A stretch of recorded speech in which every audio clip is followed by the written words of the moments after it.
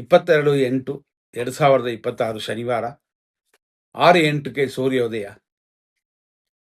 ಇವತ್ತು ರಾಹುಕಾಲ 9:15ರಿಂದ 10:49, ಯಮಗಂಡ ಕಾಲ ಮಧ್ಯಾಹ್ನ 1:56ರಿಂದ 3:30.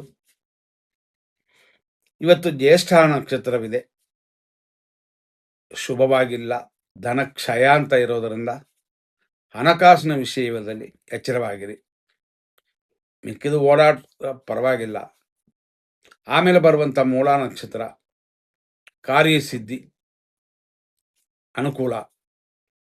ಆದರೂ ಜ್ಯೇಷ್ಠ ನಕ್ಷತ್ರ ಮುಗಿದ ನಂತರವೇ ಇದೆಲ್ಲ ಇದೆ. ಜ್ಯೇಷ್ಠ ನಕ್ಷತ್ರ ಅಂತಂದಾಗ ಮಧ್ಯಾಹ್ನ 2:49ವರೆಗಿದೆ. ಆಮೇಲೆ ಬರೋದೇ ಮೂಲ ನಕ್ಷತ್ರ.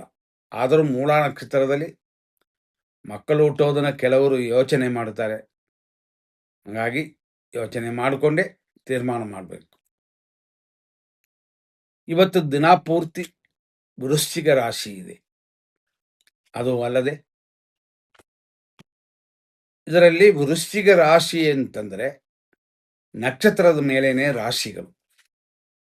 ಮಧ್ಯಾಹ್ನ 2:49ವರೆಗೂ ವೃಶ್ಚಿಕ ರಾಶಿ ಅಂತಂದರೆ ಆಮೇಲೆ ಧನುಸು. ಇದೆಲ್ಲ ದಕ್ಷಿಣಾಯನ ಕಾಲದಲ್ಲಿದೆ. ಜ್ಯೇಷ್ಠ ನಕ್ಷತ್ರ 6:08ರಿಂದ 8:04, ಇದು 3ನೇ ಪಾದ. 8:04 ಮೇಲೆ ಮಧ್ಯಾಹ್ನ 2:49ವರೆಗೂ 4ನೇ ಪಾದ. ಆ ನಂತರ ಮೂಲ ನಕ್ಷತ್ರ ಬರುತ್ತದೆ 2:49ರಿಂದ ರಾತ್ರಿ 9:33ವರೆಗೂ. ಮೂಲ ನಕ್ಷತ್ರ 1ನೇ ಪಾದ. ಆ ನಂತರ ಮೂಲ ನಕ್ಷತ್ರದ 2ನೇ ಪಾದ ಬೆಳಗಿನ ಜಾವ 4:17ವರೆಗಿದೆ.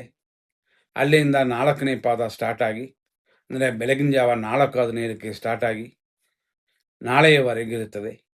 ನಾಳೆ ಉಳಿದಿರುವಂಥದ್ದು ಬರುತ್ತದೆ. ಹಂಗಾಗಿ ಇವತ್ತಿನ ದಿನದಲ್ಲಿ ಅಭಿಜಿತ್ ಇರೋದು 11:57ರಿಂದ 12:47. ವಿಜಯ ಮುಹೂರ್ತ ಇರೋದು 2:27ರಿಂದ 3:17. ಆದರೂ ಎಂದಿನಂತೆ ನಾವು ಹೇಳುವಂಥದ್ದು ಏನು ಅಂತಂದರೆ, ಎಲ್ಲ ದಿನಗಳಲ್ಲೂ ಕೂಡ 100% ಶುಭ ಸಮಯಗಳನ್ನ ನೋಡ್ಕೊಳ್ಳಿ. ಒಳ್ಳೆಯ ಸಮಯ ಅಂತ ನಾವು ಹೇಳಿರುವ ಸಮಯದಲ್ಲೂ ಕೂಡ ಕೆಟ್ಟದ್ದು ಇರಬಹುದು.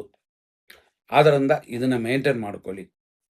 7:50 ಮೇಲೆ 9:13ವರೆಗೂ 100% ಶುಭ ಸಮಯ.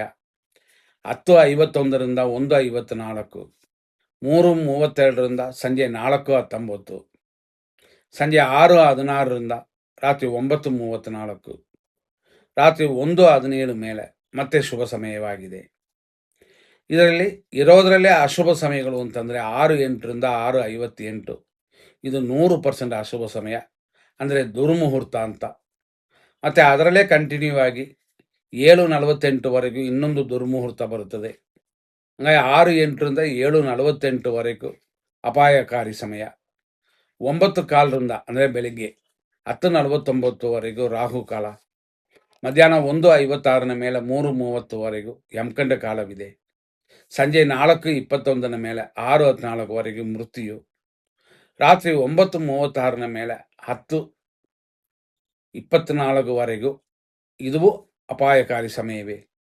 ರಾತ್ರಿ 11:47 ಮೇಲೆ 1:35ವರೆಗೂ ನಕ್ಷತ್ರ ವಿಷಘಟಿಕಾ ಕಾಲ. ಆಮೇಲೆ ವಿಷಕಾಲ ಬರುತ್ತದೆ. ನೋಡಿಕೊಂಡು ನಿಮ್ಮ ಕಾರ್ಯಗಳನ್ನ ಮಾಡಿ. ತುಂಬ ಅಪಾಯ ಅಂತ ಇರುವ ಸಮಯಗಳಲ್ಲಿ ಪ್ರಾರಂಭ ಮಾಡುವಂಥದ್ದನ್ನು ಬಿಟ್ಟು ಬಿಡಬೇಕು. ಒಳ್ಳೆಯ ಸಮಯದಲ್ಲಿ ಪ್ರಾರಂಭ ಮಾಡುವ ಕಾರ್ಯಗಳನ್ನ ಕೆಟ್ಟ ಟೈಮಲ್ಲಿ ಕಂಟಿನ್ಯೂ ಮಾಡ್ಬೋದು, ತೊಂದರೆ ಇಲ್ಲ. ಮುಂದಿನ ಸಂಚಿಕೆಯಲ್ಲಿ ನೋಡೋಣ. ಧನ್ಯವಾದಗಳು.